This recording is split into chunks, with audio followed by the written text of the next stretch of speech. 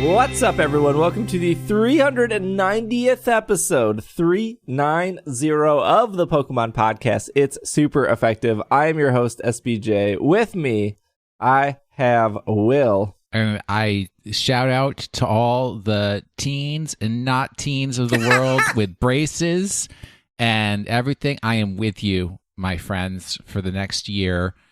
If people think I speak a little funny again, or worse, more funny than I used to, it's because I have started Invisalign, and I'm in that place with you, at least for the next 52 weeks. You hate it? Hate is a strong word because this is something I wanted for myself. So you can still hate it. Certainly challenged. Okay. A lot of unexpected bits that are life impacting, but I'll work through it for the next year so that I can learn to smile again, potentially. That again wouldn't be smiling the first time. I mean, I smiled when I was like 2 years old. Yeah. Okay. Yep. Sure. All babies smile when they fart. Come on. What a way to start off this year. Greg is here. Hello. I am here, bringing all the cheer that Will doesn't bring. Greg with his perfect teeth and his perfect smile. I hate him. Greg. Don't look at my bottom row. Fucking teeth. Forward here. We got some Pokemon news. We have some Pokemon Go news, of course. Guess we can talk about the Cynthia that arrived in Pokémon Masters. There was a Pokemon Sword and Shield event in the last week. If you missed it, you missed it. It's over now. But we can talk about it because it was really cool. And the new competitive has started in Sword and Shield, and that's it. That's what we got to talk about today. Hopefully you all had a happy new year. Without further delay, let's kick off the news with the most exciting news first, and then it'll be all downhill. This is James from our Slack community sent this in off NintendoLife.com. Your next Pokemon Build-A-Bear is Flareon. Ooh, I know at least two people who love Flareon. At least two. Can we just say only two? I mean, I can't say that scientifically. Other Pokemon? No. How do those two people feel about always being wrong in life? Well, one was your roommate. So how did he feel? Very wrong in life. He's making furniture now, so... he makes some beautiful furniture. He does. Yeah. Build-A-Bear is continuing their collaboration with Pokemon, which is actually probably the more exciting news here, that Build-A-Bear and Pokemon have this relationship that they haven't gotten divorced. Yeah, it's still going strong. It's very impressive. The latest addition to the Pokemon Build-A-Bear lineup is Flareon, an evolution of the already available Eevee. It is the first evolution of Eevee we've seen in Build-A-Bear form. This is purely speculation on our part. We can imagine this could mean we could see more Eevees in the future. I am glad you wrote it that way, Nintendo Life, because that is true. We shouldn't assume.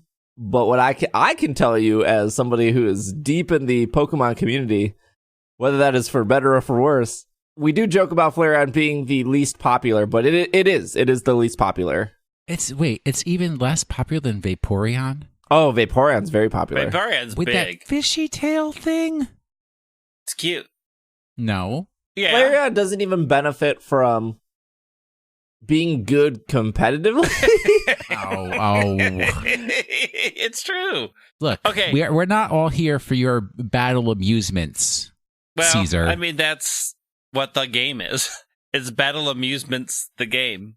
If I put my tinfoil hat theory. This is all 2020. My tinfoil hat theory is some of the most popular Eevee evolutions. I would say top 3 are probably Umbreon, Espeon, and Sylveon. Those are probably top 3 statistically. I could agree with you. Yes, yeah. I have a Sylveon hat.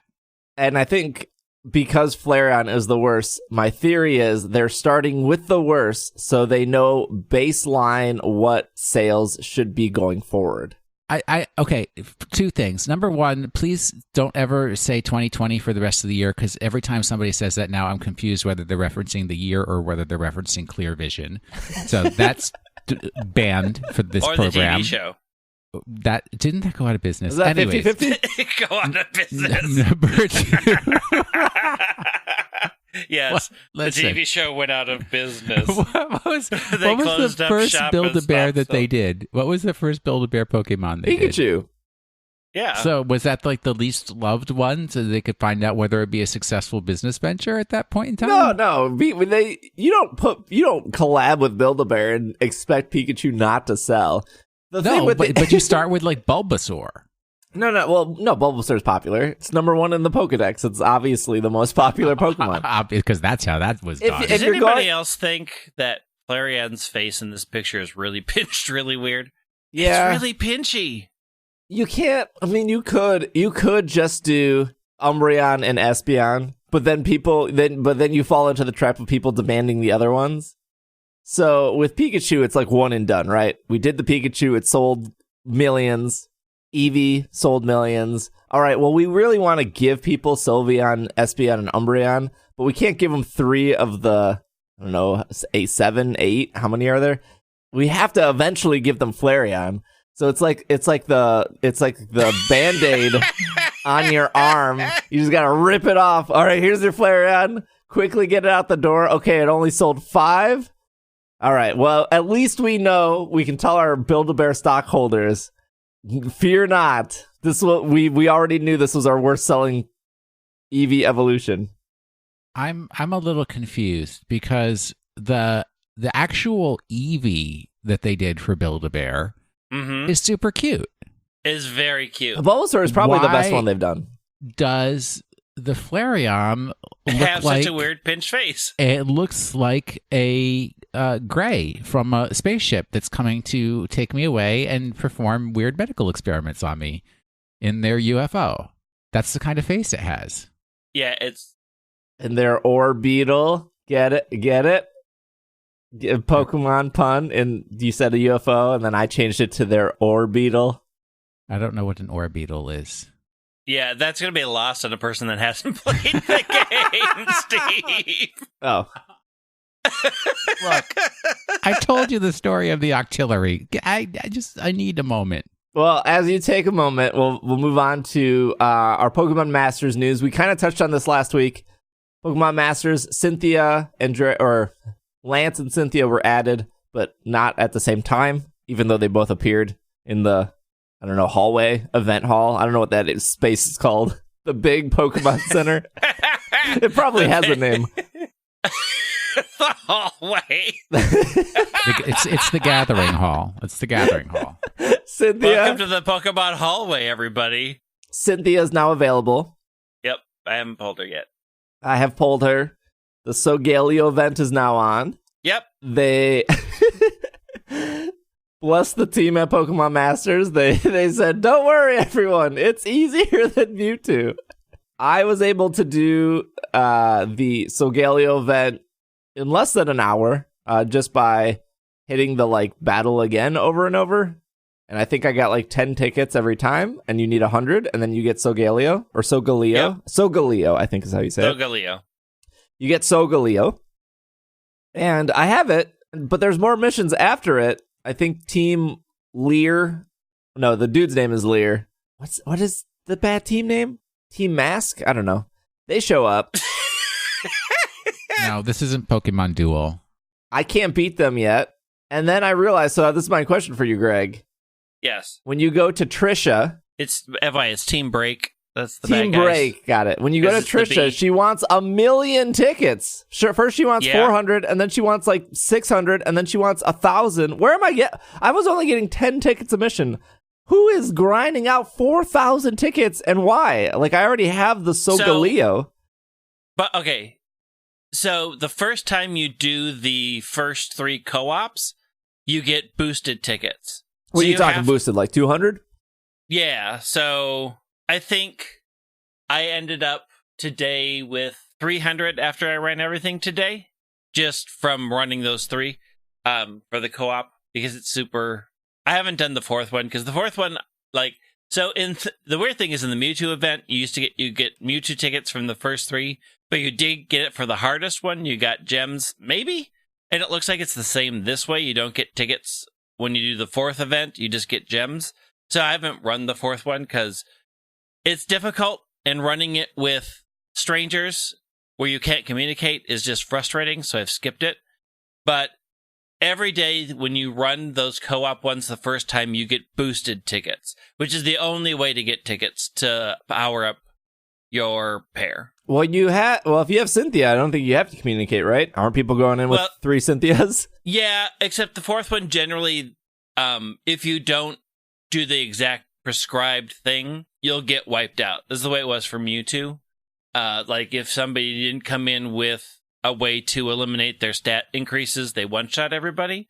So I haven't done it because I'm not, like, the Mewtwo one was so frustrating that I decided that I didn't want to be frustrated running this one. So I've just been doing the first 3. But every day, if you run those first 3, you get super extra tickets. Okay. I haven't unlocked the co-op stuff yet.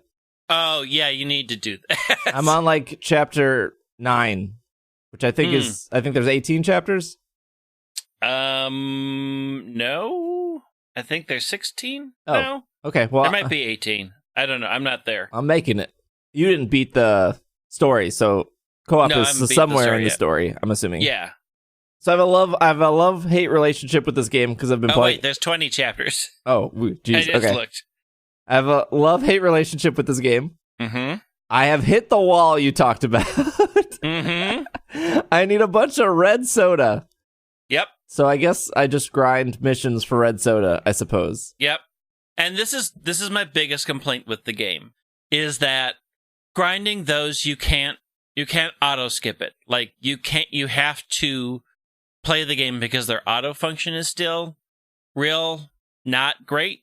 Unlike a lot of other gacha games where you slowly over time build up skip tickets, there's no such thing in this game, so I can't say, well, I need 50 more red soda pops. See, this is where your knowledge comes in, because you play other gacha games. So they have the same grind, but you can just pay to skip it with tickets that you earn.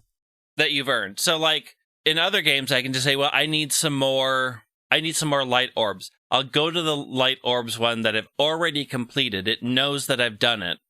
And I'll just hit the skip ticket option. And it just says, okay, here's your rewards. Because I've already proven to the game that I've done this. So what frustrates me in Masters is I've proven to the game that I've done this many, many, many times. I should be able to just say, please don't waste my time making me do this again. Let me have an option to spend a ticket to skip it. And then earning those tickets can be difficult or slow, but, like, give me something that allows me to power up quickly so I don't have to feel like all I'm doing is grinding. And that's what often turns me off of playing Masters. Like, right now I'm playing the Solgaleo one. The co-op stuff is pretty easy for the first 3. I can breeze through them. They're kind of fun. But, like, the thought of trying to complete chapter 20 because I have to level up a certain sync pair to be able to do it, which means I have to grind, and there's no good way of grinding. That's often where I'm like, I'm just going to not play the game for a while because I'm so frustrated having to grind with no quick way past it. I was going to ask, like, what keeps you going back all the time? But if you're going to be taking a break, then that's where you are. I take a lot of breaks from Pokemon Masters. That's a good question, because for me, because I ignored this game for a couple months, besides, like, logging in and getting gems, right? They've been the Pokemon Master DNA, the developer of Pokemon Masters, has definitely given out a lot of gems. Yes. I don't think we're going to not stop talking about Pokemon Masters in the foreseeable future, since it's kind of become this game that updates very frequently, like Pokemon Go. But for now, if you are ever so slightly interested in Pokemon Masters, the first 3 times you log in as of 2020, sorry, Will, as of this year, you can get 1,000 gems for the first 3 days, which is 3,000 gems, which is 10 pulls. Yep. Which is very generous, and I don't know if it counts or if you had to log in on New Year's Day but then they gave a bonus 2,020 gems on New Year's Day. I don't know if that's still available. I don't think it is. But there's like a 14-day event right now. The first 3 days are 1,000 gems. It doesn't matter where in the 14 days you start logging in. So again, if you're slightly curious in Masters, 3,000 gems is a lot for free. Yep. And you just log in, you hit claim reward, and then you can go. And I did this for several months where they've had 50 gems log in, 100 gems log in. You log in 14 days in a row. At the end, you get 2,000 gems. They've done a lot of these over the last few months. So I was able to save up 50,000 gems. And I think what finally hooked me is I pulled characters I cared about, and the one that like super stuck out for whatever reason is Eliza, who is the gym leader in Black and White and Black and White 2. She's the fashion model. The fashion model, and she electric gym leader. Yes, and she has Zebstrika. And it's the thing that Pokemon Masters does so well, and what keeps me coming back, Will, is like once you find a character that you can like, hearing them talk, seeing actual personality in them, which is what Masters is like top tier right now. It's just like the little bit of dialogue that prior to like main series Pokemon games being like, should they have voice acting in main series Pokemon games? I would in the past argue like, no, that's too much time and money they could use in other places. It's very hard to localize a game in like 8 different languages, especially because Pokemon games now ship worldwide. There's a lot of dialogue in Pokemon games, and I mean, a small but very vocal amount of Pokemon fans already want to skip all the cutscenes anyways. I don't think anyone, even if somebody's never played Pokemon, my thought process is, who's like, no, I don't want a Pokemon game, but if they added voice acting, now I'm in. Like, that's not probably a situation most people who have never touched the series, like, that's not their main complaint, is the lack of voice acting. So when I heard Masters had, like, voice acting, I was like, what? But it's not, like, full voice acting. It's just, like, these little quips. Yeah. But those little quips add so much character to it. Yeah, they do. So does Eliza just go, wow, that attack was Zeb striking? No. Okay. When you pull a character for the first time, like if you pull Wolfric or Marlin or Agatha, they will Please usually... let me never pull Wolfric. Ugh. Oh, I That's get worst character ever. Wolfric and Bugsy up. Ugh. I got a lot of Candaces. So, like, when you pull Eliza, she's like, hi, I'm Eliza. And it's like, oh, I actually know how to say your name now. Yeah. And then she'll say, like, one thing about her. And then when you're playing with her, she'll just have, like, these little quips of, like, let's go, or you can do That's it. Zeb striking. No, I don't think she's ever said that. No. And then when you never lose, will. she's like, how emulgating. I don't know. No. She had an emulga. She did. So this comes back to Cynthia, where I think, obviously, DNA is not foolish. They know, they've done their research. They know what trainers/people the audience wants.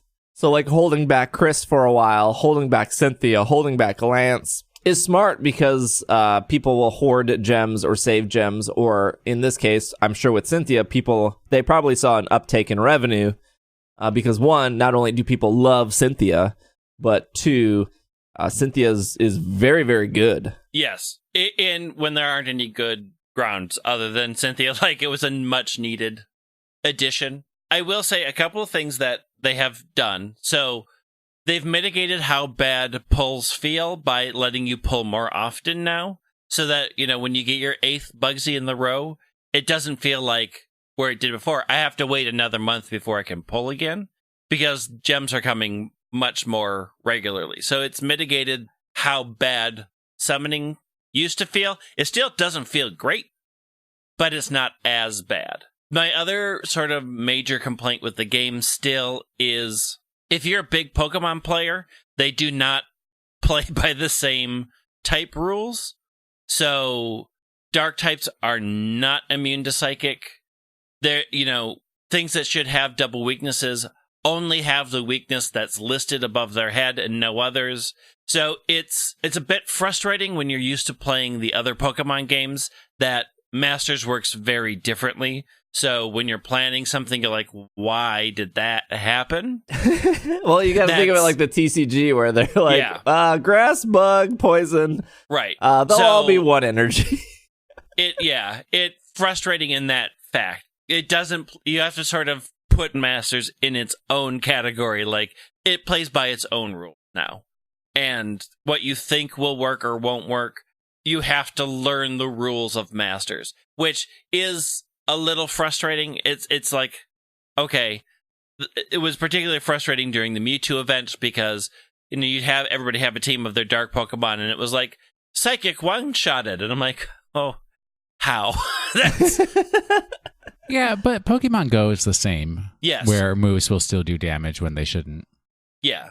It's, you know, right when I'm playing the other game and I'm very deep into a great game, switching to this where it plays by its own rules is just like, all right, I see you. Speaking of the TCG, this is off Pokemon.com. Pokemon TCG Meowth V-Max Special Collection is now available. This collection includes one promo card featuring Meowth V, one promo card featuring Meowth V-Max, one oversized foil card featuring Meowth V-Max at an impressive size. 5 Pokemon... Is it like extra long or... No, it's just the same big card. Not extra long. 5 Pokemon TCG booster packs and a code for the Pokemon trading card game online. So I think this is the first VMAX card that is on sale. I know there's the Scorbunny, Sobble, Grookey boxes that are available, but I don't think they come with... Well, all these packs are coming with older cards, but if you wanted like a Sobble card early, like those exist. But I don't think we're getting... Yeah, but those are always bad. Oh, yeah. I don't think we're getting Galar stuff until February? I'm pretty sure it's February. So it's soon. What was it? There was... When we were playing, Will, I can't remember specifically what starters there were, but it wasn't... It was back in Gen 5. I want to say it was maybe like Zorua, where there was specifically like a McDonald's Zorua that was like slightly better than the other Zoruas. Like it had like 10 more HP, I think. Was it Zorua or was it Dino? I can't remember. There was something though that like McDonald's would have Pokemon toys, and they would always come with a Pokemon card, but something in the McDonald's set had 10 more HP than what you would normally get in like another set. And that's like pretty common where it's like there's 3 different Chikoritas, and one Chikorita has this move and another Chikorita has this move, but they both have like 1 retreat and 60 HP, but this McDonald's Chikorita has worse moves, but it has 70 HP, which is good because a lot of bench attacks will do 30. So 2 30s is 60, knockout, but because it had 70, I can't remember what it was. Anyways. I am disturbed that there's actually there is not a rarity code, a set code for McDonald's collection. There are, yeah. Oh, is there? Yeah. Yes. They fit in the overall collection thing. Huh. Well, I mean, this is a Zorua with 50 HP and the McDonald's collection card. Boy, there are a lot of Zoruas printed. Oh, you know, speaking about weird collection stuff, I forgot to bring this up on the show. This is TCG related. But back when Detective Pikachu came out, they did like exclusive cards at GameStop and Target and Walmart, I think were the 3. So like the day after Detective Pikachu came out, for that weekend, you were like supposed to be able to go into GameStop and then ask for, I think GameStop had like Snubble, and say like, hey, do you have the Snubble card? And they gave me the Snubble card, and then I think they had a poster. And then it wasn't until like the following week they were available at Target, and I think that was the same time the Bulbasaur like Funko Pop came out. And so when you went to Target, they had, I want to say like Psyduck, and so these again are just like the McDonald's stuff, they're like numbered cards. And so of course, me being a sucker, I bought the giant Bulbasaur Funko Pop. I used my Pokemon Pass and I scanned inside. Oh, it was also when the shiny Pikachu and shiny Eevee were available in Pokemon Let's Go. And then I got my Snubble card. And then it wasn't available until like 2 weeks later that the Bulbasaur card was available at Walmart. So I went to Walmart that weekend. They had no clue what I'm talking about. So I went to a different Walmart. No clue what I'm talking about. Then I went all the way out to Waukesha. Waukesha's not that far. I don't know why I said all the way out to Waukesha. I had to drive all the way to Eden Prairie. Oh, good gracious. And they kind of knew what I was talking about, but they were like, we don't have any. So I wrote the Pokemon Company an email. I went to support.pokemon.com, opened up a support ticket. This was months ago. This is when Detective Pikachu came out. And I said, look, I'm a little frustrated that you guys are working with Walmart, not because specifically you're working with Walmart, but specifically no one at Walmart knows these promotions that you're working with. Like, I've been to many of GameStop promotions, since Heart Gold, Soul Silver. I besides them wanting to try to sell me pre-orders, GameStop usually pretty good with Pokemon collaborations. I don't think I've ever had like a dramatic issue there. Target, kind of hit and miss, but 9 times out of 10, they know what you're talking about, and or grab as many code cards as you want on the counter, because we don't care. Yep. We know about it, we just don't care. But Walmart had no clue what we were even talking about. And so that's what I said in the email. I didn't think anything of it, but they actually got back to me, and they said, oh, we're really sorry. We will send you the Bulbasaur card you're missing. And I don't know, this Bulbasaur card was like $3 on TCG Player, so I could have just went to TCG Player and bought it. Well, still. Yeah, but, I spent the time to go to 3 different Walmarts. And if no one knew what I'm talking about, I can't even imagine like how other people felt for the Bulbasaur, because I can't be the only person in the greater Milwaukee area walking into Walmart asking for a Bulbasaur card. Like, somebody else had to have done this, especially if you're going to the other stores. And this was the hype of Detective Pikachu. They sent me 2 Bulbasaur cards. They actually they sent me a form, like a Google form, and they said, fill this out. So apparently, I'm sure they got other emails. So I filled out the Google form, and they sent me 2 Bulbasaur cards, which, there you go. Support.pokemon.com actually does stuff, I guess. Well, quality customer service is what they do, and that's what they're known for. Clearly. All right, we got some Sword and Shield news and some Pokemon Go news, but we're going to take a quick break, and when we get back, we will tackle both of those. So we will see you after the break.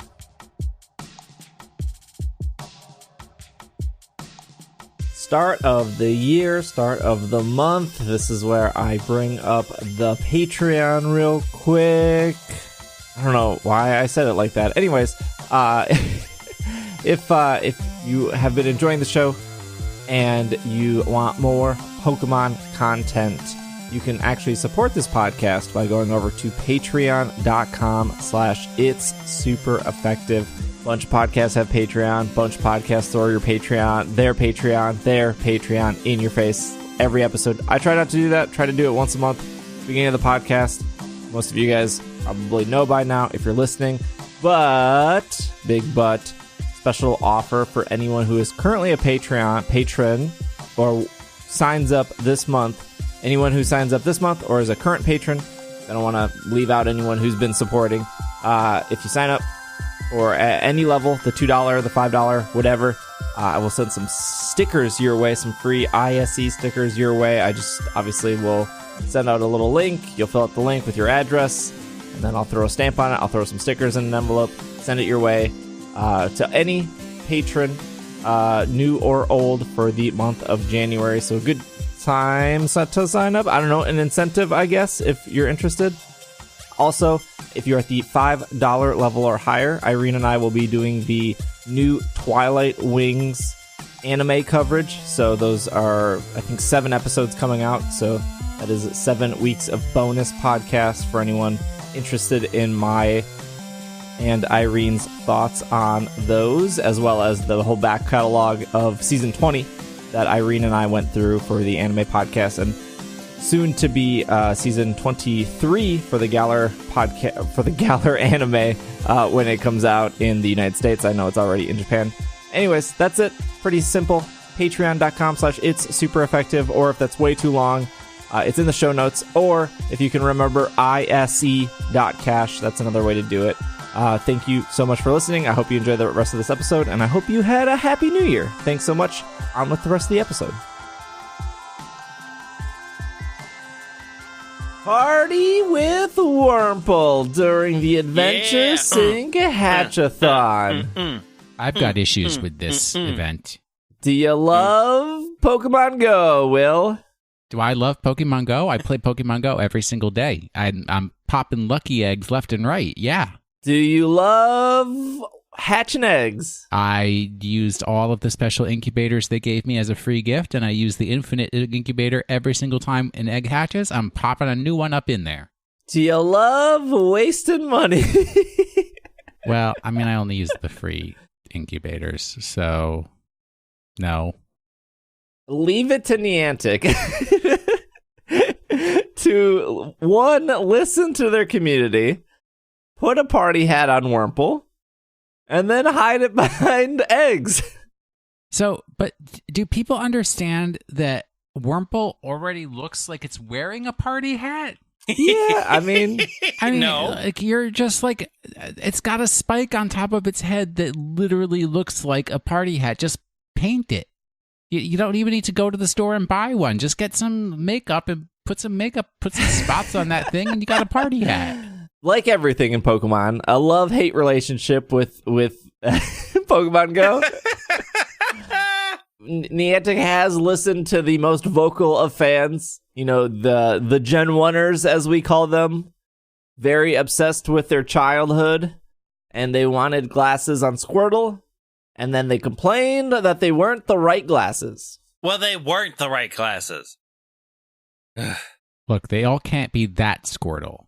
The Gen 1ers, who haven't watched a single anime, but after, maybe, I'll give them credit. They probably watched the Orange Islands. They probably watched that filler season that was the Orange Islands, but didn't watch a single episode of the anime after the Orange Islands.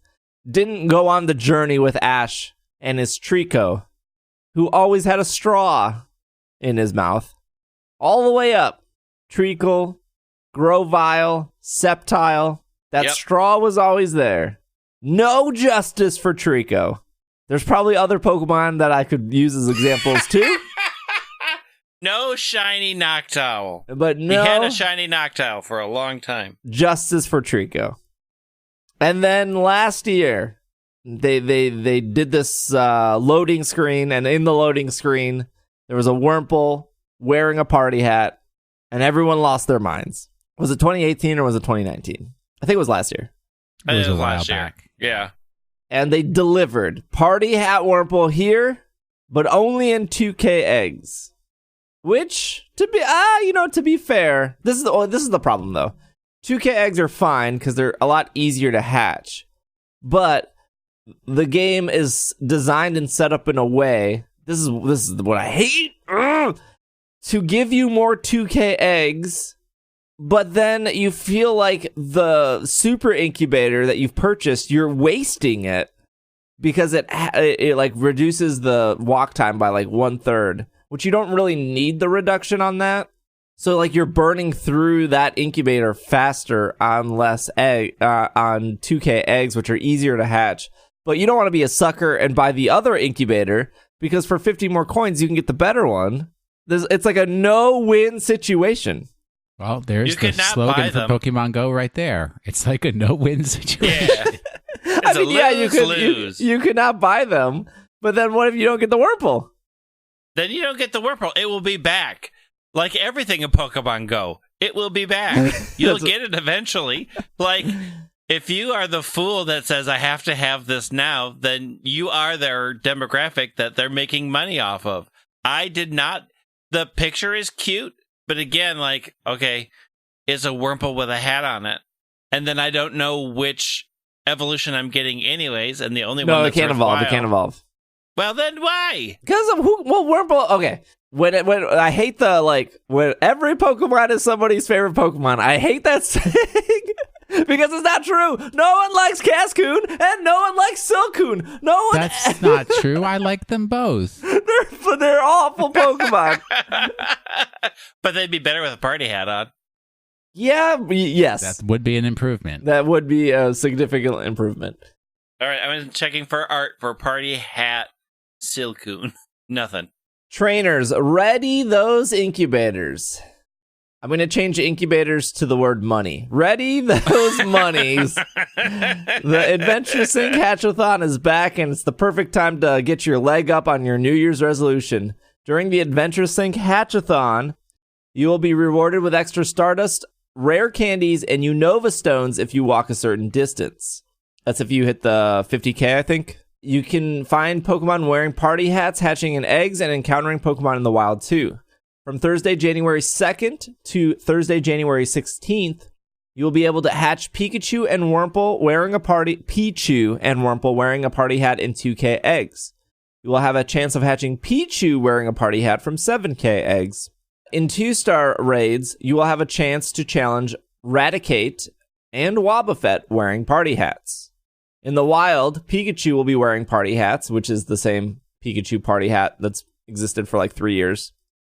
And if you're lucky, trainers, you may encounter a shiny Raticate, Pikachu, Pichu, Wobbuffet, and Wurmple, all wearing party hats. Is the party hat shiny? No. No. Hat is same. It's the same hat. They went to Costco, got the same hat. Twice the hatch candy, twice the Stardust hatch. Adventure Sync for walking 50 kilometers. So the reward for walking 50 kilometers is 50,000 Stardust, 15 rare candy, guaranteed Unova stone. Well, if there's one thing I don't need, it's more rare candy. I got like 400 of those things. Mm-hmm. They nerfed it. They nerfed rare candy in like the last month. So you get less rare candy now from raids. Oh, not that it does something different. I was like, nerfing to me means it does something less. Oh, sorry, so, no. Does it not give the same amount of Yeah, exactly. candies? I was like, does it not? Do you What need happened? 2 to evolve things? I have a 5-star raid in the back of my building in 25 minutes. So do I care? No, it's a Virizion still. I want that Virizion. Yes, get it for me. I haven't got one yet. I've missed the first 2. We're just gonna miss number 3 because you know what, Greg, you're right. They'll come back. You know what? They'll probably come back as shiny with Sacred Sword. So you know, I'll get all 3 when they come back because I can't be bothered Pokemon now. Go. Patience is a virtue. That should be their tagline. Yep. Heatran is coming back. Speaking of Heatran, Heatran actually. Let's share a sentimental moment here, boys. Actually, Heatran actually is not a cockroach. Okay, we're having a sentimental moment. What are we sentimentally? We all got Heatran right before my wedding together. We did. Y'all went to the wrong Denny's. No, we went to the better Denny's. I don't remember any Denny's. Oh, I do remember. Yes, you do. Yeah. Yes, that day of driving around Wisconsin from Heatran raid to Heatran raid was kind of fun. It was, especially since we couldn't find like half the roads half the time because there's a lake in the way. For our listeners, I got married last year, celebrated my 1-year anniversary. For my bachelor's party, Will, who was in charge of it, booked like a house or cabin. I don't know what to call it. Cabin. Out in the Wisconsin Dells. So we were out there for 3 or 4 days, and it was the weekend where Heatran was promoted. So on one of the days, I think it was maybe Sunday, we happened to see a Heatran, and there was, I think, 8 of us. So we took 2 cars, drove to the Heatran. We did it because none of us had Heatran because we were in the middle of nowhere, because most hotels are also gyms. And there's a lot of statues, historical things in the Wisconsin Dells. There's a lot of gyms, but they're just spread out. They're on all these windy roads that you have to like drive underneath the hotel, over this mountain, through this tree, and then you'll get to the spot. There happened to be another Heatran, so we drove to that one. And then there happened to be another Heatran, so we drove to that one. And at a certain point, we were like, why are we doing that? Like, we already got one. Heatran's not good. But what we should do now is we should all book the Wisconsin Dells last minute. Now we should go get shiny Heatran. Okay. I mean, it is less expensive in the winter. That's true. It is, because everything's closed. And Right. we can bring board games, and I love playing board games. Yes. We had a lot of good board game time that weekend, too. It's true. I brought all the good ones. I brought one good one. You did, but it lasted 4 hours because of Micah. You're right. Okay, so here's my question about this party hat fiasco.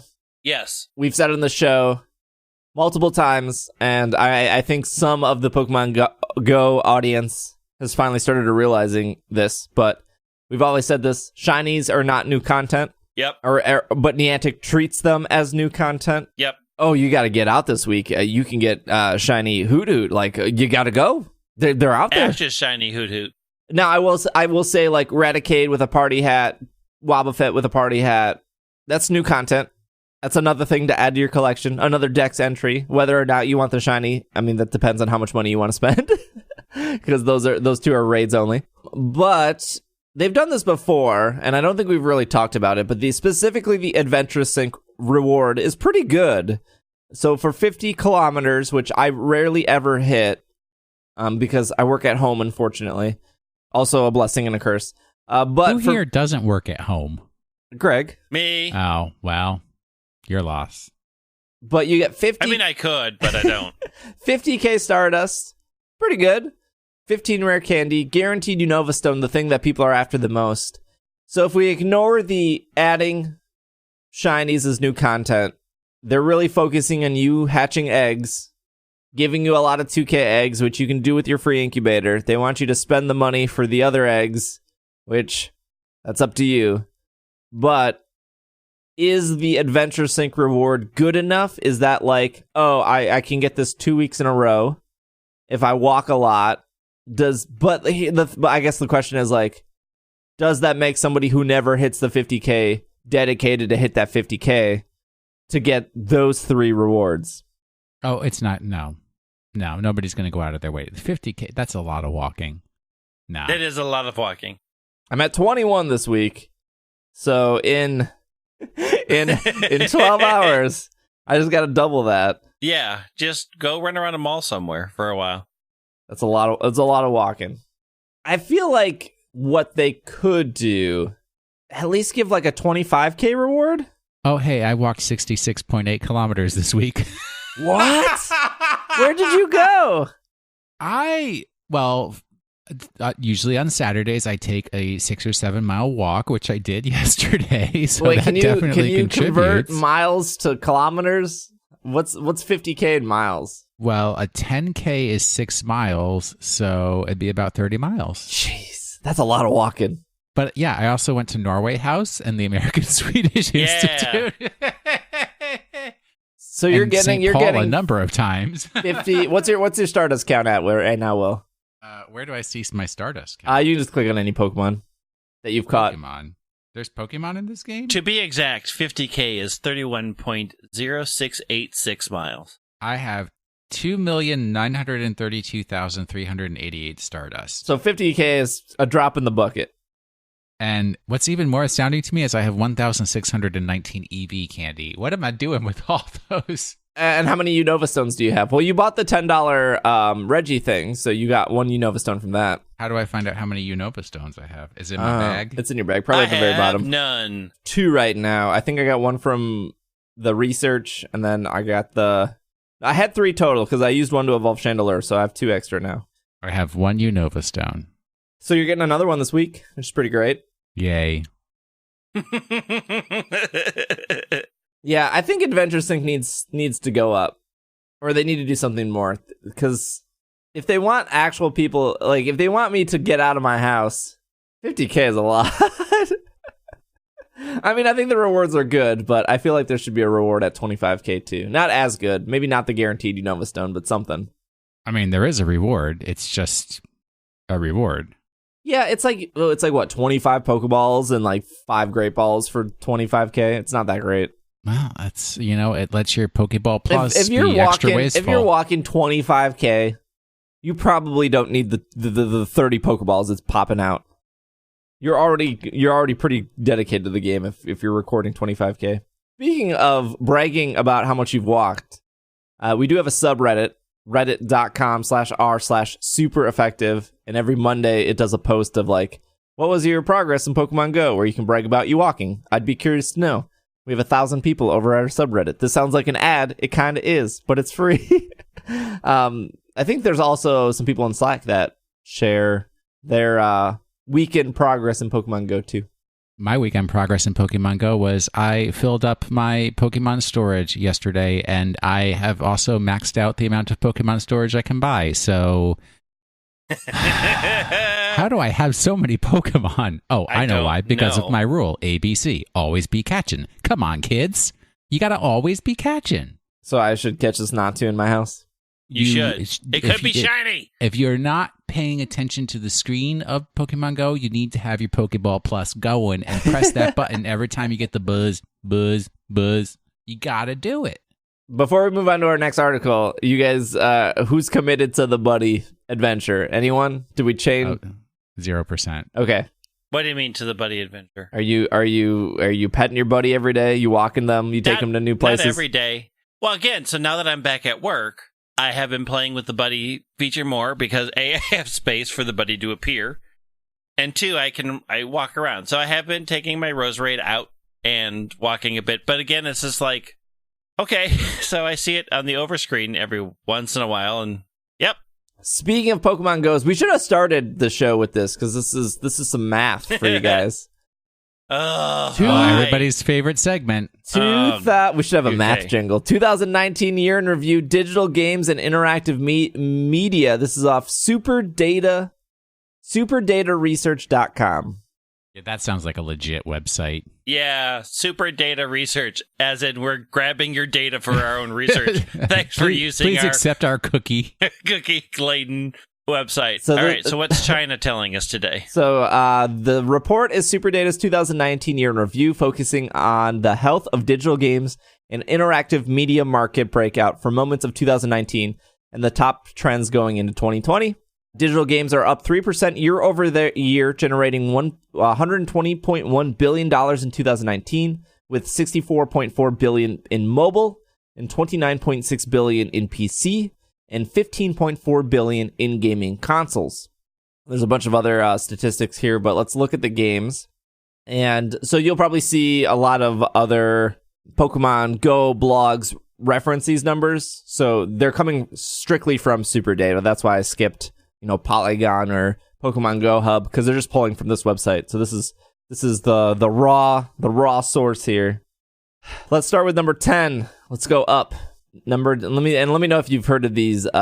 These are free to play games, and these are their revenue in 2019. So only the money they made in 2019. They are free to play games, cost you no money to download.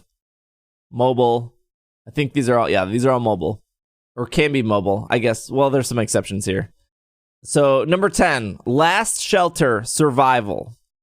I think I heard of that. It is a strategy game. It has made $1.1 billion. I need to make one of these free-to-play games. I need $1 billion. Number 9, Game for Peace by Tencent. Speaking of China. It is a shooter. It's made $1.2 billion. Game for Peace? Game for Peace. We know Tencent. They own the classic company Supercell, who makes Clash Royale. Okay, but so these are mobile games or just... Because I'm looking in my app These store. These are all free-to-play titles in 2019, 6 of them being mobile games. Okay, because I'm in my app, and there is no Game for Peace. Number 8 is Fate Grand Order by Aniplex Inc. It's an RPG, made $1.2 billion. Aniplex, they make animes. Aniplex. This sounds like a gacha game. Fate Grand Order, that is the Fate Stay series is one of the most favorite people's love anime out there. So yeah, that's just an intellectual property that's going to generate cash. I have seen the game. I have been tempted to play the game. I have not jumped into playing the game because it's more than I want on my mobile phone. So, but if you watched that anime, you'd be playing. Oh, you would be all over it. Yes, absolutely. It's another gacha game, just so you know. Number 7 is Crossfire by Smilegate. It's a shooter. It's made $1.4 billion in 2019. Crossfire. Crossfire. No. Not that Crossfire. Number 6. You won't believe number 1. Number 6 is Pokemon Go by Niantic. It's an adventure game. Number 6? It's only number 6. $1.4 billion in 2019. And they can't hire a regular graphic artist. Oh, I will not hear this. I will not hear this argument again. This is making me excited for where Gardenscapes is going to be, though. $4 billion we still do not have socks in this game. We still can't change our trainer's hairstyle.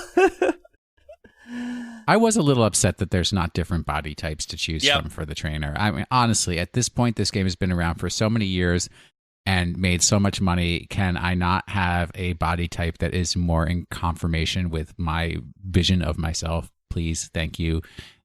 Dear Mr. Pokemon Go, thank you. You're saying all dudes aren't the same height with the same structure and the same hair color and the same face? Yes, correct. Neither are all ladies. Number 5, Will. Candy Crush Saga by King Digital Entertainment. It's a puzzle game wrapping around to $1.5 billion. I gave up on that game long ago. How is that still going so strong? Because you get to match 3 things. Probably because they have socks. Boop. They don't have socks in Candy Crush Saga. You don't know what they've upgraded to. I do. I know a person who plays it. It doesn't have socks. I wonder if my mom still plays it. My mom was pretty addicted to Candy Crush. Oh, I was too. And then I got to a level where it's just like there was nothing I could do without paying money. And I was like, I'm out. And it was like level 1,500 or something. My friend Ann plays still. And runs the same thing, but takes like time off. And it's like, okay, I just am stuck in a puzzle. I'm going to give it a rest for a bit and then come back. Number 4. League. Wait, I got it. Oh, okay. Go for it. I was going to say Angry Birds. League of Legends by Riot Games / Tencent. It's a MOBA, $1.5 billion. That makes sense. Now I'm feeling like Gardenscapes isn't going to be on this list at all. Number 3, Honor of Kings by Tencent. Also a MOBA, $1.6 billion. It's the third time Tencent is on this list. Okay, number 2 is Dungeon Fighter Online by Nexon. RPG, $1.6 billion. And I'm curious about this one. Is this in my mobile phone? Dungeon Fighter Online. As Greg looks that up, number 1, Fortnite by Epic Games. It's a shooter that's made $1.8 billion. That sounds about right. Yep.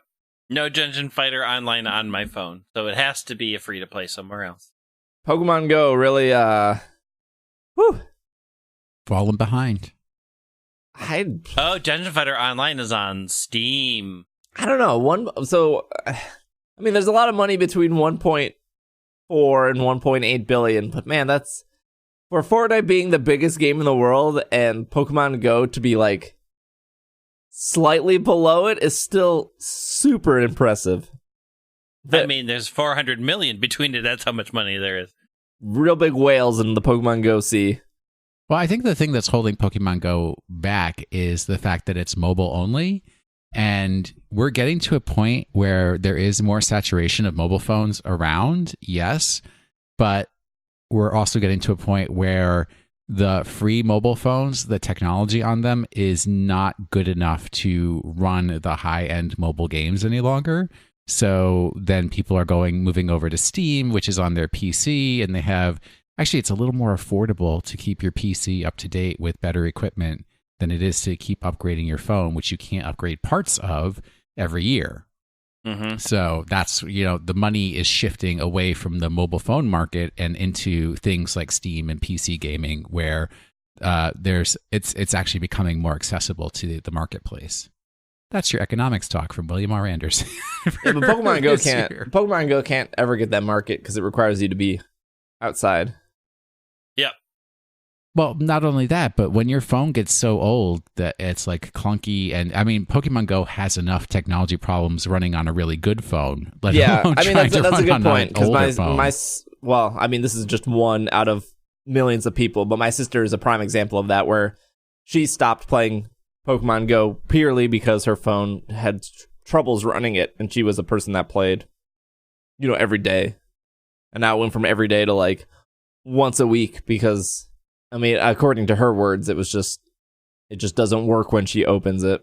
Well, I mean, I have an iPhone. I don't know if I'm allowed to call it 10 or X or whatever, but the one of that series that iPhone came 10. out, iPhone 10, and right now in this year 20 that we are in, if I launch Pokemon Go and an announcement that an egg is hatching happens immediately after the launch sequence, the game freezes completely and I have to force quit it and start it over again.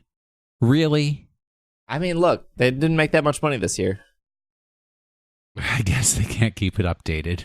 Can't make socks, can't update the game.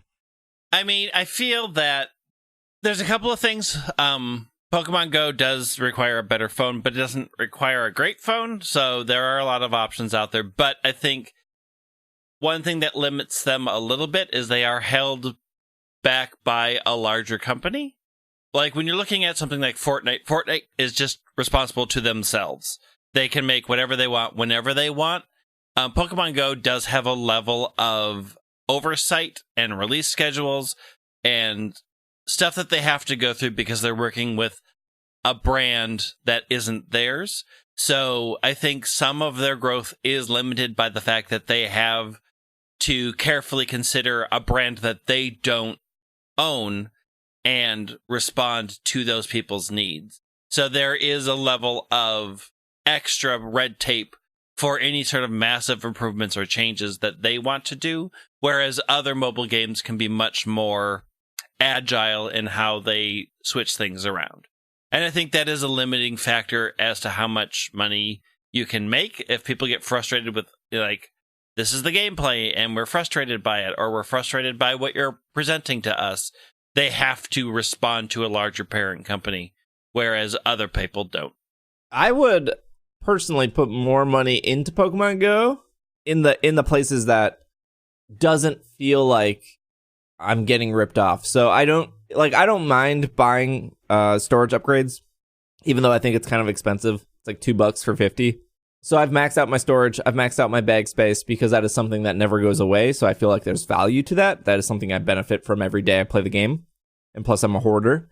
But for me, it's hard to put money in incubators because they're gone. And if I don't hatch what I intended to, so if I bought, a $2 incubator and I hatched 3 eggs and none of them were Wurmple, I would be like, well, I don't feel like I got my money's worth because I hatched a Soul Rock, and a Bulbasaur. And that didn't feel like $2 worth to me. So I personally stay away from that kind of stuff. But right now, my big problem is I would like my trainer to look cool and I would like to purchase clothes. I have no problem in games. I like to purchase cosmetics because they're there and I can show them off. And this new shirt makes me feel good inside. And so here's your $2. But the fact that this game's made billions of dollars in the last 3 years, and if I put the $2 shirt on top of the $1.50 pants and the belt buckle goes through the shirt, it looks completely awful. It's like, what did I just pay for? I just paid almost $4 for clothing items that look atrocious on my character. What am I actually paying for here? I have a real problem paying for clothing and stuff like but that also, in games. if your shirt makes you feel good on the inside, you're wearing it the wrong way. A shirt's supposed to make you feel good on the outside. Oh, my bad. Yes. Quit eating your shirt, Steve. But that's kind of my big problem with specifically Pokemon Go is I feel like the money I am putting into it is just if you're going to charge somebody $2 for a shirt, at least make it look good on the character. You have one model. Yeah, you don't have different body types. You don't have different heights. Yep. Why is the clothing in this game clipping each other so badly? The Pokemon themselves look great, and I get that Niantic doesn't make the Pokemon models, but you can't copy and paste them. You can't hire somebody to really sit down and. I'm sure they would probably maybe I'm wrong. Maybe it doesn't matter how good the clothes look. Somebody sees that Lickitung shirt, they pay the $2 for it, they put it on, it clips through the pants, and they go, "Well, I already spent the $2. Who cares?" Yep. Maybe that's actually the core of this. But if I know it's not going to look good, then why would I pay the $2? I would probably buy all the clothes in the game at some point over the time. maybe buy one shirt a month and eventually catch up and have all the shirts. But half of them don't even look good. Oh my gosh, it's so frustrating. Yeah, that's true. I don't even wear shoes in the game. Haven't worn them for years. And I think my problem is it's a game I play every day, whether it's 5 minutes or an hour. And so I've already invested the time. So like $2 in 300 hours of playing a game I like to play is really nothing. But I feel like there's just such a big disrespect to the player for them to spend money on your clothes, and your clothes don't even look good after you gave Niantic the money to look good. That's well, maybe so write a letter to support at Niantic.com so that they can I'm sure give you free clothes credits. Sure, they'll answer it in 2 years. All right, let's take one more break, and we have our Sword and Shield news, and then our Pokemon of the Week and the Question of the Week, so we will be right back. Garbage. Garbage. Garbage. Garbage. Garbage. Garbage. Clash with Gigantamax Pokemon for great prizes in ranked battles in January season. Gigantamax Pikachu, Gigantamax Snorlax, and more powerful Pokemon are ready to join action in the next ranked battle season. This is off Pokemon.com. The second season of Sword and Shield ranked battles have begun. A handful of Gigantamax Pokemon are allowed for the very first time, including Charizard, Butterfree, Pikachu, Meowth, Eevee, Snorlax, Corviknight, Dreadnought, Sandaconda, Centiskorch will be allowed.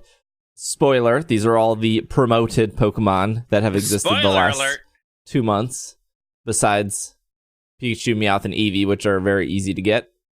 You will be matched with other players of similar rank to even the competition, and the higher you finish in the season, the greater the rewards are. Prizes include battle points, ability capsules, mints, and even bottle caps, including golden bottle caps for top performers. Try to reach Master Ball rank at the end of the month to earn the best rewards. To start ranked battles, select Versus in the X menu. Choose Battle Stadium. Choose Ranked Battles. Press the Y button to see the current rules and regulations. There are both single battles and double battles for you to participate in. Ranked battles in January will run through the month of January, and check back later for more ranked battle season news. So if you were to do the first ranked battles, which took place in December, and you were to make it to Master Rank, it doesn't matter where in Master Rank you make it, you would have gotten 600 battle points and 3 golden bottle caps. Wow. Which I think for me took...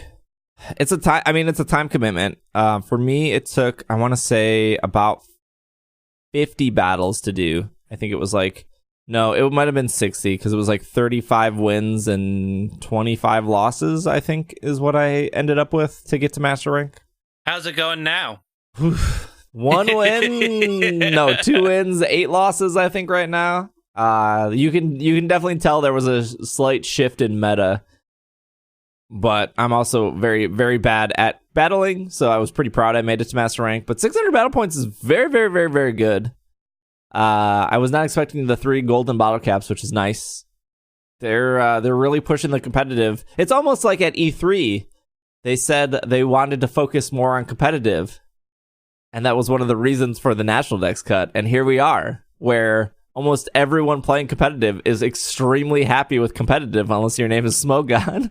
What about that's my Nugget middle Bridge? name. I don't know about Nugget Bridge, but I mean, Smogon's always Smogon was never going to be happy with this, because Smogon is designed to make sure everything is as fair as possible. Yes. Whereas the Pokemon Company, they understand that doesn't exist. Yeah, exactly. And if they cared if they cared everything was fair as possible, they wouldn't make Pokemon like Farfetch or Chimecho or Igglybuff, right? These Pokemon will never ever be competitive. Well, I don't know. Actually, maybe somebody has made Chimecho competitive. The Pokemon Company wanted things to be as fair as possible. They wouldn't have let Landorus run wild for 10 years. I don't know. Ban the genies. Ban the genies. They don't exist. They didn't make it over.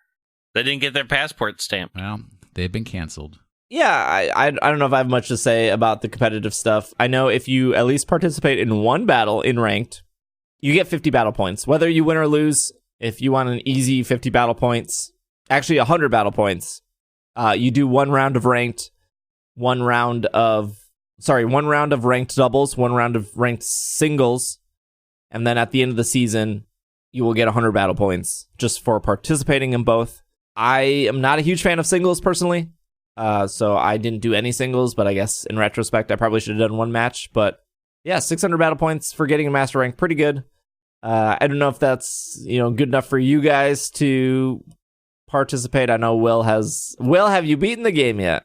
No, I told you. I picked it up. I was all ready to get back into it and play it through and finish the game, especially after my nephew shamed me because my nephew's already defeated the game and he was doing Battle Tower or something I ain't never heard of.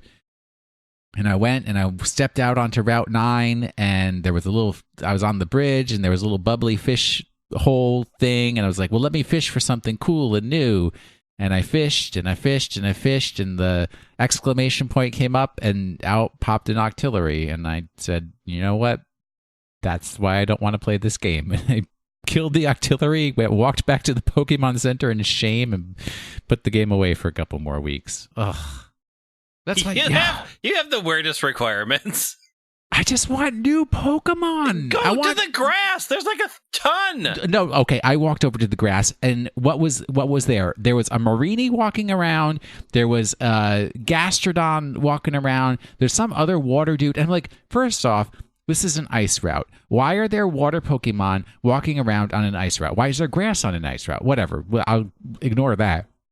But then there's like Cramorant over there. They are water Pokemon. Why are the water Pokemon walking around? They need to be in the water. I was standing on that little riverbank and saw a little Mantine or something poke its head up. I don't know what it's, but I could see it in the water. They could put the water Pokemon in the water. Marini is not supposed to be walking around in the grass. No. Why not? Because it gets dried out and crusty. It's right over there. The water's right over there if it needs to take a dip. No, it's like, too icy. It's too cold. It's cold, but there are Marini is a tropical water Pokemon. No, it's not. Did you battle Piers? Who's Piers? Okay. Nope. Well, it's funny because the one that you wanted to grab, the one that you wanted to pop up is the one that is most common to pull up. You just got the second most common. You didn't like Clobopus? I don't have a Clobopus. Why'd you get it? Because I saw an Octillery. I didn't see a Croctopus. Okay. I haven't seen one yet. I think it's the 40% and the Octillery and is 35%. I want that dragon that rides on the back of the other dragon. It's like two dragons. Dragapult? Yeah. I don't know. My friend Tiffany has one, and we were doing raids, and I saw hers, and I was like, I want one of those. Dragapult's Well, play the game. The number one Pokemon used in competitive battles right now. Well. It's really good. It's real fast. It's very fast. I also want the dragon that looks like Dragalge, but isn't Dragalge, and I also want a Poltegeist, because... Dragon that looks like Dragalge? I think it's called Eternatus, something like that. It just looks like a bunch of bones. Is that a dragon? It is a dragon, yeah. Well, there you go. I mean, it's supposed to look like a skeleton of a dragon, so... Yeah. Well, I mean, Dragalge looks kind of off. I mean, if you can get to the final city, you'll get yourself to Eternatus. Yep. They exist. I will get there eventually, someday. Maybe I'll finish it tomorrow night. So in your hate of Pokemon Sword and Pokemon Shield, it's not hate. It's just disappointment. There was a I guess we'll call it a New Year's event, even though the Pokemon Company really doesn't like to say that these are Christmas events or Thanksgiving events or New Year's events. Pokemon Go is also very good at saying this. They will always dance around said event, but more shiny more shiny Magikarp briefly appear in Pokemon Sword and Pokemon Shield in max raid battles. This is December 31st off Pokemon.com. Be on the lookout for Pokemon dens in Galar Wild area that may contain shiny Magikarp. Kick off the new year with more Magikarp appearing in Pokemon dens for a limited time. The Magikarp you will encounter... Very limited time. The Magikarp you will encounter in max raid battles will also have a much higher chance than normal of being shiny. Don't miss your opportunity to battle and catch these special Pokemon. To take advantage of these better odds in max raid battles, you will need to connect to your Nintendo Switch system to the internet. Then you will see a pillar of light shining from a Pokemon den in the wild area. You can walk up to a Pokemon den to interact with the max raid battle with a Dynamax Pokemon. Your chances of encountering more shiny Pokemon in Pokemon dens will last from December 31st to January 3rd. So grab some friends and head out to the wild area.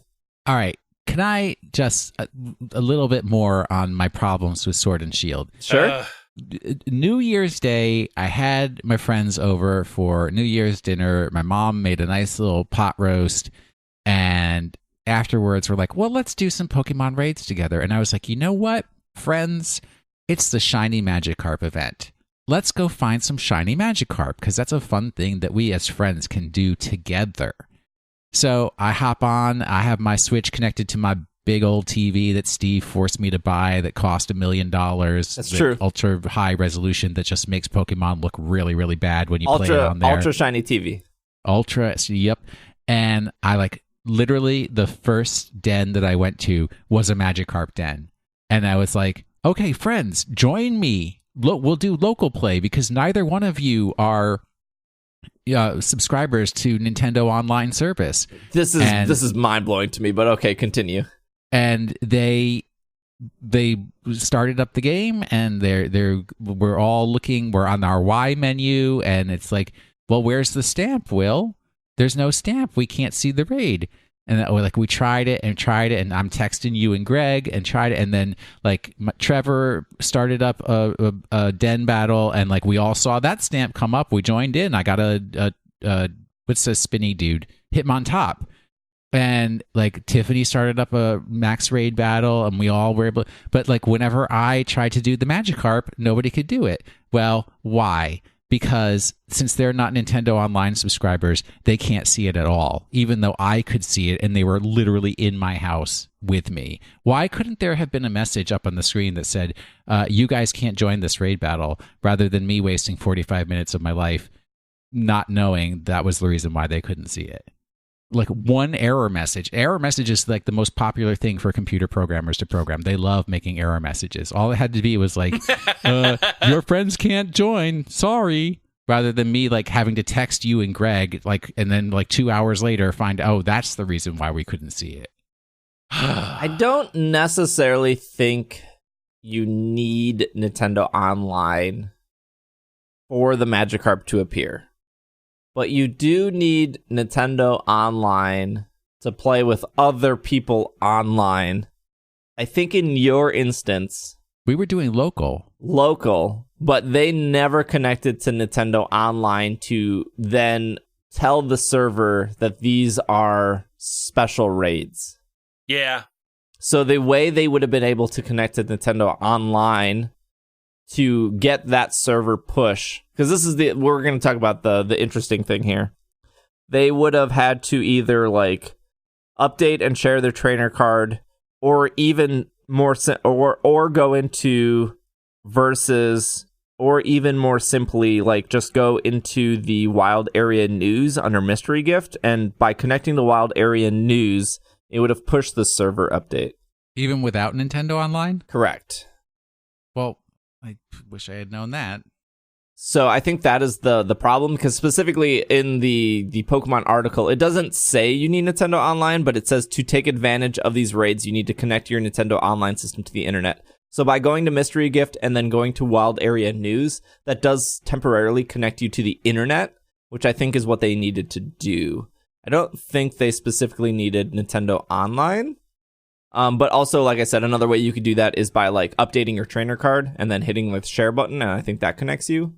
But okay, so before we get to the Magikarp stuff, I feel like if you're committing to a Pokemon game, and I don't know everyone. Look, as a Twitch streamer, I can definitely relate to people's wallets and how sometimes money is tight. But I feel like if you're going all in on a Pokemon game, I feel like Nintendo Online is just part of that journey you're doing together. These folks aren't going all in. That's the thing. They only were playing Pokemon because I was playing Pokemon. If I hadn't said let's do raid battles together, they wouldn't be playing Pokemon. Did they buy the games themselves? Yep. They played through, finished the game, and done. Okay. I mean, yeah, I guess those exist. Like, I just think of it like... I just think of I mean, back in the day, like, yeah, I guess it sucks that, like, you have to pay $25 a year, but also when you're buying a $25 a year is I realize it, but I also have friends who are like, I don't like to do any kind of subscriptions at all. They don't want to ever do subscription services, no matter what the cost is or what the benefit. They just hate the fact that it's a subscription. Yeah, I just think of Red and Blue of like, that's getting a link cable. It's like $15. I mean, if it was the Nintendo branded link cable, I think it was $20. It's like, you needed a link cable to trade. I mean, and I hate the argument of like, well, trading always used to be free. No, in Red and Blue, it was not free. It was $20. And let me tell you, it was very, very, very hard to convince my mom to spend $20 on a link cable because she was like, you're never going to use it. And she might have been right. I might have only traded like twice. And yeah, I guess your friend could have had a link cable, but it was never free to trade. And it is technically, you could trade for free in Sword and Shield if you are in the same room as somebody else. It's kind of shocking to me that, I guess now that you've explained they beat the Elite Four, they're done with the game. That is a lot of Pokemon people to do that, to just, okay, I'm done playing the game. I'm moving on to different games. But it seems this is the second promoted so if we don't count the Gigantamax stuff, let's ignore all that. This is the second promoted event that isn't a Gigantamax. They did the Delibird stuff back around Christmas. They made Delibird spawn everywhere. Same concept. You have to connect to the wild area news, get the Delibird push. Delibird gave better rewards. It gave a lot of candy. Yep. It gave Destiny Knots. This Magikarp gave a bunch of nuggets. This is like, I guess the conversation I want to move to is, even if you were like, why I don't need Magikarp. I don't want to battle Magikarp. I don't need Magikarp. If you're still playing the game, this is the best time to money ratio you probably could have gotten. I'm going to do this Magikarp raid with friends, and even though I don't need the Magikarp, the amount of rewards you're getting, I feel like, is respectful of your time. Yes, I agree. Even though I ended up leaving this event with 9 shiny Magikarp, and anyone could have looked at me and said, why do you need 9 shiny Magikarp? I don't. I'm not going to, apply for a job one day and write down that I got 9 shiny Magikarp. Like, it's not beneficial to me at all. The rewards that I was doing and the fun I was having was 1,000% worth it. Like, it was just so fun to keep finding Magikarp with other people, and those people getting excited and us getting excited. And it is always fun to be like, oh, this one's shiny, cool. But like, who can, like got 2, good enough, sweet. One will stay as Magikarp, one will be Gyarados. But man, the amount of nuggets I got was just like, this is awesome. I could do this forever. And granted, it was 4 days, but I think that was a good amount of time too. I think even 2 days would have been good. I think maybe more than 4 days might have felt a little bit drawn out, because it does push other raids away.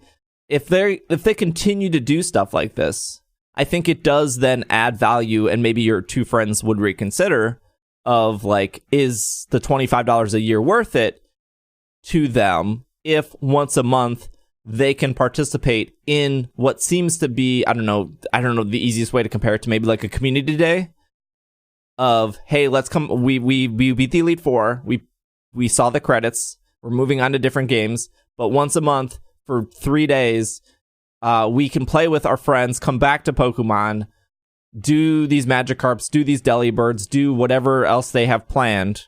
This game's not even 2 months old, and they've already done 2 promoted non-GMAX events. And then maybe they decide to get into competitive. They decide to finish their Pokedex. They decide to maybe actually try to explore the wild. Like, I think this is what we've always wanted in Pokemon games, and they're actually finally delivering that. And I feel like that conversation has been lost to people because they're like, oh, shiny Magikarp, which is like cool. But like the cooler thing is we're seeing these events now in the game. I mean, I think so, but it may be too little too late. Since people don't expect this kind of stuff, they're not looking for it to happen. And even though it's happening, they're not going to participate because they just don't expect it. You don't think those same friends, now that they've seen that there's a shiny Magikarp, and unfortunately it doesn't seem like they were able to compete, if there was another, I don't know, anime's debuting, so shiny knocked out to celebrate at, like, you know. Only if I was sitting there and said, hey, there's this shiny event. They won't even know about it. They won't even know. Interesting. I feel like that's... So I know 3 people who have never played Pokemon heavily before, who are very much into Sword and Shield and the post game, and are like still playing it and get very excited for these events. I think it's hitting more people than we think, because there's something about the Switch that has changed things for a lot of people. I know, but it's just your traditional video game player wants to get to the credits and be done. You're right. And even a lot of people who just picked up Sword and Shield because they know Pokemon games are generally a good experience, they get to the credits and they're not paying attention to the Pokemon news anymore. They just don't want to do it anymore. And this is what Masuda and other higher end Game Freak people have said. This is why like the Battle Frontier didn't make it in Omega Ruby Alpha Sapphire. They completely know that most players get to the credits and they move on. And so it's hard to spend so much time developing a vast post game that the majority of their audience is not going to play. And they need to promote that post game more, like before the game is sold, so that people who are these kinds of games can be converted. I think if you went into I think I don't think they did this for Delibird, but I think specifically for the Magikarp, it popped up in the My Nintendo News. So they pushed it to all Switch owners in the My Nintendo News that there was a Magikarp event. Whoever goes into My Nintendo News? Yeah, but like it shows up on the side every time I go. I'm just saying, like, how else do you promote this event? I mean, they tweeted about it. It's on Pokemon.com. Robocalls. I'm getting robocalls from China. I might as well get them from Nintendo. I also think they did something very different with this game, as they introduced what is the post game early. Like the wild area is the third thing you hit, and so there is that breadcrumb, because you go back to it a number of times, and every time you go back to it, new things happen. And at the end of post game, they're like, hey, things have changed there, and you can go to more places. So I don't know what more they could do for breadcrumbing to get people to go back there to see these events. Like, they did a really good job in promoting this wild area as being the post game throughout the entire game. I don't know what they could do to better promote that they're doing something special. Like, I saw it, but I don't know. I think this is the first game where they're actively taking steps to say there is a much bigger post game. Yeah, and it just may take time. I think Will, you're making excellent points of like, if somebody beat the game, saw credits, they put away the game, how do you communicate to them to come back to the game? Are they following Pokemon on Twitter? Are they following Pokemon on Facebook? Do they go to Pokemon.com? Spoiler for that one, no one goes to Pokemon.com. People are always shocked that we continue to pull news from Pokemon.com every single week. They're a really good resource. They might not be the fastest resource. No. Pokemon.com is a really good resource of what's happening in Sword and Shield right now. They pushed it to all Switch owners. Whether or not they check the My Nintendo News, I don't. But I do know it's there. So, like, I don't know how else you communicate to people that an event is going on. And while the Delibird event might have passed a lot of people in radar, I think this event was a little bit more effective. But I don't know if it was more effective because they increased the shiny odds for Magikarp. I calculated them myself because I happened to stream on Twitch, and because 200 people were watching me and they were also doing these raids. I said, hey, before you leave for the night, before you say goodbye, let me know how many raids you did. Let me know how many were shiny. Collected all that data, and I got about 12% of the raids were shiny. Now, Obviously, there was a flaw in that because it was possible that me and Greg could have done a raid together. We both got shiny. We reported back. So I figured that number was a little bit higher. I then reached out to Joe DeCerbi, talked to Joe, and he said that he could actually see it in the code. Whatever that means, I disagreed with Joe on a lot of things, but apparently in the code it said that the shiny Magikarp were 8%, which does come to a 1 in 12 chance, 1 in 12.5 chance. So 1 out of 12.5 raids would have gotten you a shiny Magikarp, which is higher than Community Day odds, which is 1 in 25. I guess raids do technically take longer to do than just tapping on a Magikarp in Pokemon Go and running away, because you can't run away from a raid. I think that's a good amount. I think that's not low enough, not high enough. I think that's a good amount where people were like, oh my gosh, this Magikarp is shiny. And again, going back to the first conversation, even if it wasn't shiny, it's still worth your time because the rewards were so good. Mm-hmm. I got a shiny on my first one, so it was worth it enough for me. It's awesome. And I think it does prove, not that it needs to be proven. I think like it doesn't matter what shiny odds are. It doesn't matter if it's 1 in 8,000 or if it's 1 in 5. I think going into a raid and being like, oh my gosh, this is shiny is pretty fun every time. I think that's why Community Day works. Who cares if the odds are 1 in 25 and they're not as special, because the hundreds of thousands of people I've played Community Day with in the last 3 years, they're still excited every time that Pokemon's a different color and the sparkles appear. Every single time they're still excited. Yeah, I'm excited because it's like, oh, one less that I have to care about until I get to 3. Yay! So the other thing that I think is interesting is that this game has yet to have an update. If we look at the history of X and Y, Sun and Moon, Ultra Sun and Ultra Moon, Let's Go Pikachu, they all received updates in January. Whether or not this game will get an update in January, unsure. There seems to be a lot of things they need to fix. Yeah. I think Sucker Punch is broken competitively. There's a couple spots in the wild area where no music plays at all. I don't know if that's intentional or not. The game, at least for me, has crashed 3 times in the last 2 months, where I can't think of other Pokemon games that have crashed. I mean, there's a couple issues, but some people, specifically Joe, thinks the shiny odds are broken for the catching / knocking out method. Although we don't know, because we had this conversation a week ago. We only have one person data mining the code and sharing it to Joe, and they've been wrong multiple times in the past, especially about how people for the first 2 weeks thought you had to combo, and then Pokemon.com said there are no combos except for chain fishing, which doesn't lead to shiny Pokemon, only leads to brilliant Pokemon. The interesting thing here with the Magikarps are they were all the square shinies. And normally in raids, because they're static encounters, that raids are the same as Masuda and the same as Tree and the same as any static encounter in the game, where it's 15 out of 16 chance of being stars, 1 out of 16 chances of being squares. Not only without pushing an update to the game, server side, they were able to change raids to Magikarp, which they've done before with Delibird and stuff. They changed it to Magikarp. They changed the rewards. They changed the shields, which I don't think a lot of people noticed. So if you were in a 5-star Magikarp, you had a 5-star shield. But if it was a 5-star shiny Magikarp, it was actually 6 shields. The shiny Magikarp had an extra shield in a 5-star raid, which is interesting. Unless I'm wrong on that. But that was something I noticed. And then the third thing was they forced all of those Magikarps to be squared shinies and not the star shinies. For whatever that's worth. It's worth nothing, spoiler. But they seem to have a lot of control on what they can do when they push it out. Obviously, that makes sense. I don't think that like any of those 3 things, the extra shield, the rewards, the type of shiny, was an accident. Okay, question of the week. This better be good. We've seen a musical twice this week. I know, ready?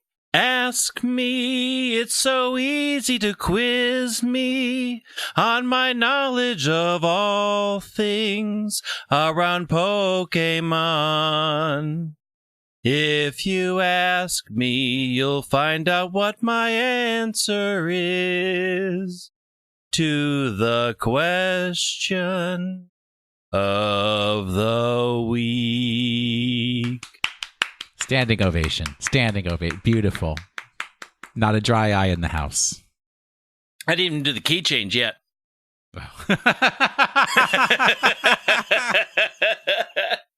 Find it. Make it happen. This is from Lance from our Attic channel in Slack. We actually touched on this earlier. Do you think we'll see voice acting in the series in its life on the Switch? Fire Emblem got a lot of praise for being fully voice acted, which may be influential for Game Freak. Oh, well, I don't. Okay. Game Freak beats its own drum. So, would you want full voice acting or just minimal character grunts or phrases like Masters does? I'm trying to think of what game I played that has full voice acting, but when you hit A, it skips to the next thing. Like, I would like full voice acting as long as there is a way to also, like, oh, Final Fantasy XIV does that, where they'll start the speech, but if you've read it faster, you can hit A and it skips to the next section. That's the kind of voice acting I would like. But yes, I would like voice acting in my games. Although, I do tend to play them with the sound off, but I didn't this time because I had it on the big TV. So, yeah, I'm back to having voice acting. I went all around the world, and I'm back. Voice acting, yes. And I would say I would like voice acting, but they don't even have enough room to put all the Pokemons. Oh, my gosh! A bunch of audio recordings. Why are you bringing that up? Who knew that Rude. Will turned into a National Dexter over the last 6 months? It's just because he wants to find things to hate about the game. Because It's his been a heart is journey. coal. Oh, my heart is a block of ice. You got that right. I would like to see more of a Masters style thing, personally. I wouldn't hate it if everything was fully voice acted, but I think the Masters stuff is really effective. Is it super effective? Let's not get carried away here. Will, give us our Pokemon of the week. Well, the last week's Pokemon of the week, what were those horrible, horrible clues? Had something to do with me being a kid in Hawaii and fireworks. I don't know. Well, because it was related to the typing of a fireworks Pokemon, but it wasn't the fireworks Pokemon. Because I had already done that one. This has the typing of the week's Pokemon. Its pre-evolution doesn't have any equal typing to it, so it's a completely new set of typing. And you could only get it very recently. Even though I didn't say this, but its pre-evolution has been around since the first games. But this Pokemon you could only get recently. So who's that Pokemon? It's Ducklet. Out Ducklet loud. is not in Generation 1.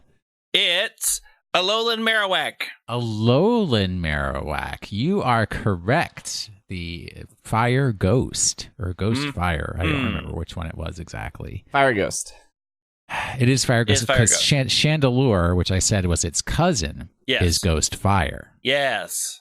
So there's the difference. And it's also weird that it can learn Flame Wheel, Hex, and Shadow Bone before level 28, but it doesn't evolve into a little Marowak until level 28. So it's like, you guess got to use the move Rememberer for those ones, even though it never learned them in the first place. Here's some useless trivia. Alolan Marowak, Weevil, Porygon Z are the same weight as Dawn. What? Hey, Bulbapedia coming through strong here. Really? How light is Dawn? 75 pounds. Does Okay. a 10-year-old girl normally weigh 75 pounds? I don't know. 10-year-old girls come in all shapes and sizes. Not according to Bulbapedia. Alolan Marowak is the only dual-type Pokemon that shares no types with its pre-evolution. Ooh, fancy. Though Alolan Marowak shares the ability to Rock Head with Cubone, a Cubone with Rock Head cannot evolve into Alolan Marowak with the same ability, as Rock Head is Cubone's first ability and Alolan Marowak's hidden ability. Huh. That Shuffle Sprite's real good, though. Perfect. It is, yeah, it's good. It's good. We need Both sprites are good. Pokemon. Wait, Alola Marowak was in Shuffle? Yeah. Yeah. Everything up to Marshadow was in Shuffle. Guess I gave up on Shuffle too soon. We need Shuffle 2 so we can get sprites of the Gen 8 Pokemon. I need that Cramorant Shuffle. With or without Pikachu? All three. You have to have Pikachu, Arrokudo. Oh, okay. You got to have all of them. That makes sense. What's next week's Pokemon? Well, you thought that Greg's question of the week song would be your only reference to a particular film that has been out. But you would be thinking wrong. I was also inspired by that particular film for this week's Pokemon of the Week. So fasten your seatbelts, kids. I'm strapped in. If I can do this without laughing, that would be a miracle. What's your Jellicle choice? The Jellicle Pokemon of the Week. Just let me stare at the beautiful Burger King sign like the moon in the sky. The Jellicle moon. The Jellicle moon. In the matter of finding our Pokemon creatures, particular aspects we must reconcile. Their name, their species, abilities quite surely, but also the route where they domicile. In Unova on 4 and 18, if you're lucky, you'll see this week's eating a Yapapa berry. In Kalos and Hordes on Route 5, there are many, practicing to intimidate to appear very scary. On our return to Hoenn, we traveled quite far to 113, and then we must look very closely. This week's Pokemon can only be found if it peeks out its head, perhaps to be nosy. While visiting Alola, our first trip, no dice. Yet on our return, without too much luck, we discovered some boys before the Red Meadow, and some girls near the town with a broken-down truck. Grand Galar with its castles, its curries, its camps, appears to have 2 routes we can place. The mystery Pokemon, Motostoke Outskirts is 1, and Galar Mine number 2 it does grace. One last bit of advice, if you would be so keen to find a species member with the ability stated, travel to the wild area, peer into a den. It is in a max raid, you'll be quite elated. Actually, the last line, if it's in a max raid, you'll be quite elated, but goodness, my microphone got in the way. So hard to write that 5 minutes before we started recording. Oh my gosh. I was taking a nap. There you go. All right. Well, we will be back next week, of course. Woo! Greg is on Twitter at White Wing. I am on Twitter at Dragging a Lake. Will is at Wash in the Sink. I said the Reddit earlier, reddit.com/r/super effective. It'll be in the show notes as well. Yeah, I guess we'll see what happens this January. I'm still expecting something in regards to January 15th, but maybe I'm wrong. We'll see, I suppose. But yeah, we'll be back next week. Thank you for anyone who reviewed us in Apple Podcast. I really liked the 1-star review about the warts. That was wild. That was a Raven review. But thank you for listening. Thank you for making it to the end of the show. We will see you guys next week. This has been another episode of the Pokemon Podcast, and we are super effective. Super Skibbleshanks.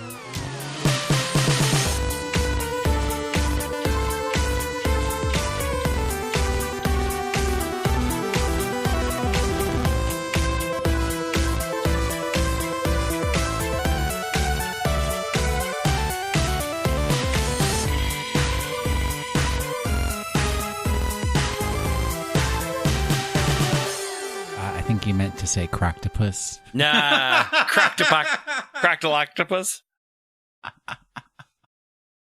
It's an octopus with a crocodile. That's Gen 9 right there. Like every podcast on the internet, we are supported by Patreon. A shout out to all the producer level or higher patrons, starting with Pancakes, Anthony, Noah, Patrick, Jetsy, Alex, Catherine, Pat Matrick, Jeffrey, Kevin, and Cygnus. Thank you so much for the support. If you would also like to support and join our Slack community, you can do so over at ise.cash, or the link is in the show notes below. I guess it's below if you're holding your phone. Well, or maybe not. Anyways, ise.cash is the easiest way to go there. Thank you for the support. Thank you for listening. We will see you next week.